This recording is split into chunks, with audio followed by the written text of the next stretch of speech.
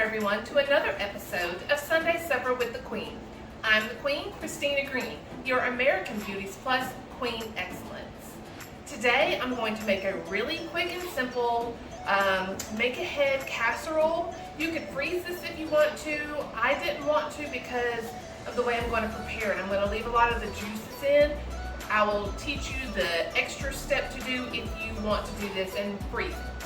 So what I already did, what my husband already did, was brown 1 pound of ground beef in the frying pan. He added a little onion because we love onion. And then we drained the fat. Then I moved it to this baking dish. You can also use a glass baking dish if you want to, but I had these disposable pans on hand, so I wanted to use one of those for easy cleanup. So if you were doing this for a freezer meal, you would leave the meat in the skillet and then you would do the following steps. If you're going to just refrigerate it overnight and cook it the next day, you can skip this part and do what I'm doing.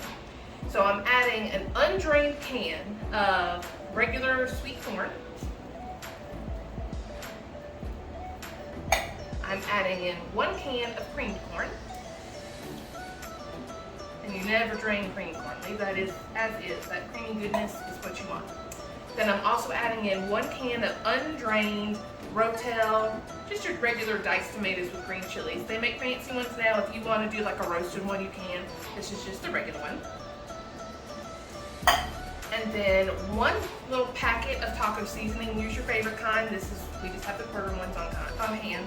They sell them in a little 4-pack, so we keep them on hand for taco nights because we do tacos every Tuesday. Different kind of tacos though, we switch it up. Like last week we actually had chicken fajitas, so I know that's not tacos, but still delicious. So now we're gonna mix this all up. So if you were doing this in a pan on the stove, you would do this over like a medium-high heat and just kind of let it simmer for about 5 minutes or so until some of the liquid has cooked out. Now the reason why I'm skipping this step is because I'm putting it in the refrigerator. And so all of those juices are just gonna help everything just taste so much better tomorrow when it finally goes into the oven. Because I'm gonna skip all of these steps and just directly put it in the oven.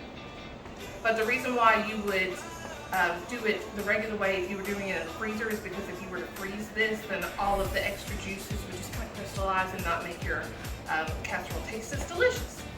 All right, so I've got that all nice and mixed. So now what I'm going to do, I have 2 baggies. We'll call for 3 cups of this Mexican blend cheese. And so what I'm going to do is take about 1 cup.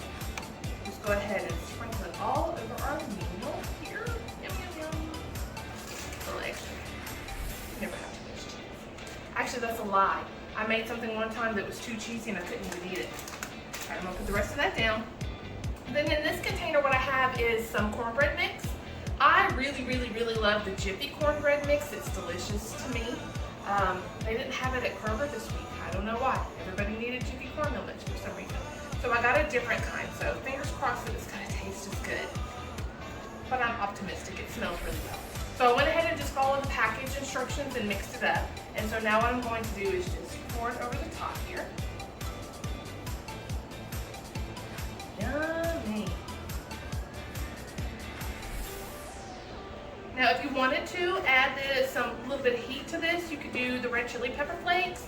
You could do your favorite Tabasco sauce.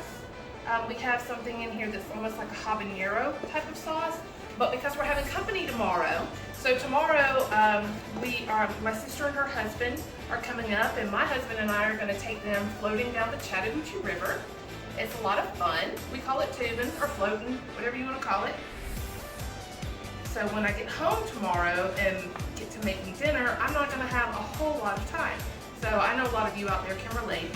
Working, you have children, busy schedule. So this is one of those things that you can kind of make ahead, keep it in the refrigerator, and then pull it out before you're ready to eat dinner.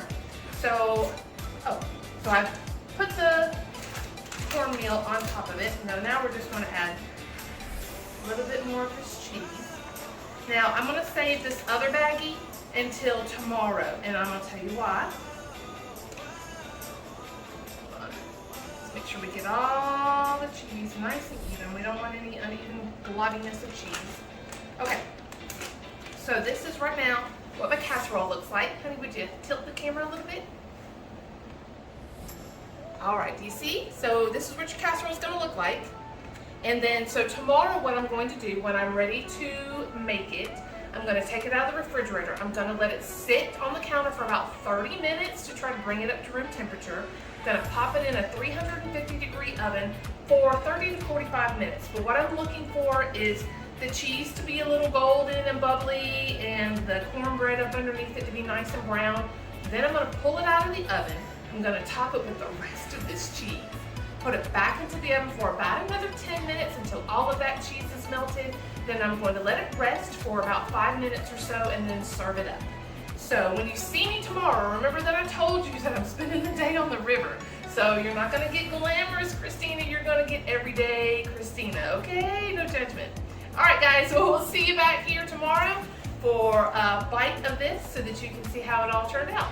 All right, see you soon. All right, everybody.